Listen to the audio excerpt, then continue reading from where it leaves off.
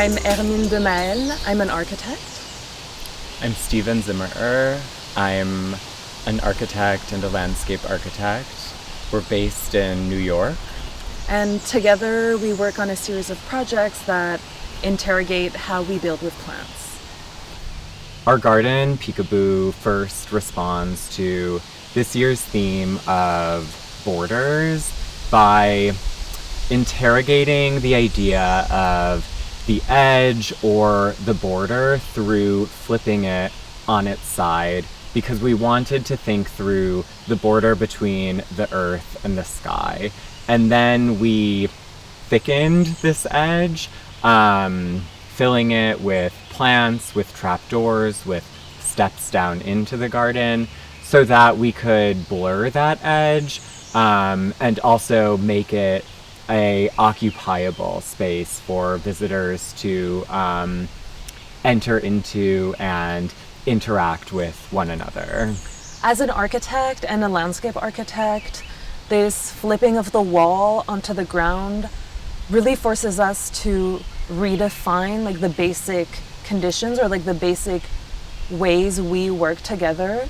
And so this maybe level 0 is an exciting way to kind of identify what parts of architecture we really like and enjoy, what parts of landscape architecture we really want to emphasize, and how together they can feed each other meaningfully. Yeah, we were interested in this idea of the ground, of the surface of a project that doesn't have a traditionally visible mass or formal strategy, but rather is about kind of a more diffuse surface strategy. And to do so, we created a grid of metal grates, kind of a ubiquitous material that you might typically see on the street or in familiar infrastructure sites. But then this grid has 4 openings, 3 of which become trapdoors, inviting visitors to open and close and to enter down into the garden. By working with trapdoors, what we developed is a kinetic garden that has a series of really infinite spatial configurations.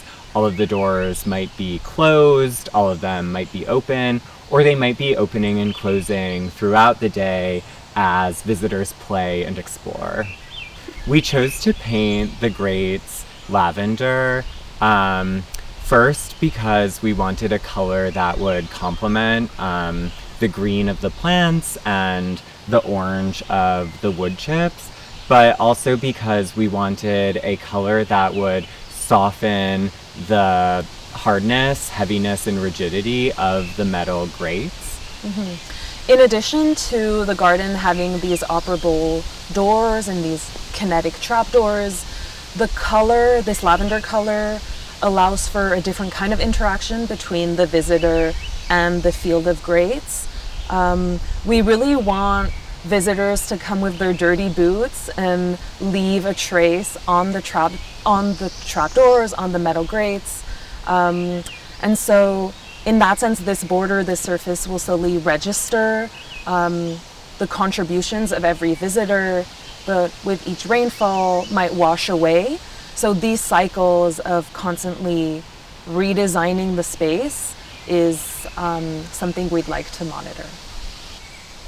We designed this project through a set of paper models, beginning with a model that we constructed for the competition, and then moving into a much larger paper model that we built this spring to interrogate color and to interrogate the specifics of planting and topographic strategies underneath the grates. In working on site this week, we have been really interested in how the assembly of this garden is also like a sort of paper model, both in the assembly and the thinness of these flat metal panels, how the garden itself becomes a sort of full-scale paper model in the field. And while we've really been designing through models, building and designing with plants kind of resists a certain type of abstraction, and I think that's something that we've really seen this week, especially in the way we've been putting this garden together. While there's something really controlled about our models and the dowels and how we place the plants in our design studio, I think this week here with all the volunteers and with all the gardeners has highlighted the messiness of building with plants, and I think there's really productive challenges in that sense. But this week there were lots of moments where we were carefully weaving the plants through the grates, and that's something that really resists representation, and that really only gets seen here during the construction week, and then hopefully over time as the plants grow through the grate. And it also challenges the typical construction schedule that you would construct, that you would assemble the materials on site and then add plants after. We were adding plants and then adding grates, adding more plants, adding more grates, and in such it was kind of blurring the typical schedule of the assembly of a building or garden. Yeah, there's a certain inefficiency to building a garden, or a slowness that we find quite productive. There were moments of the garden that maybe were laid down in like 20, 30 minutes, and other tiny corners that required a lot more hours. But what we like about this condition is that it's not maybe immediately visible where the time goes. So the garden consists of this field of metal grates with 4 openings, 3 of which are trapdoors that are meant to be opened, closed, played with, stepped down into, sat upon. But then the 4th opening is occupied by a bush, which we intended to kind of suggest that the plants, like the humans, are also visitors to this space.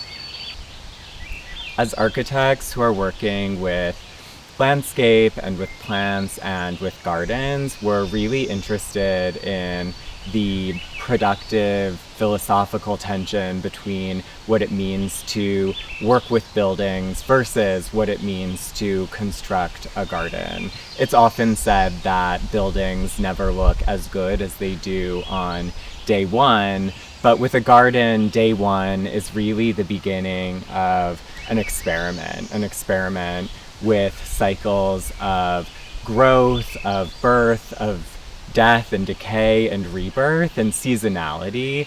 And we're really excited to get to watch and work with the garden over time as it passes through these cycles, all of which will enable our intervention to recede even further into the background.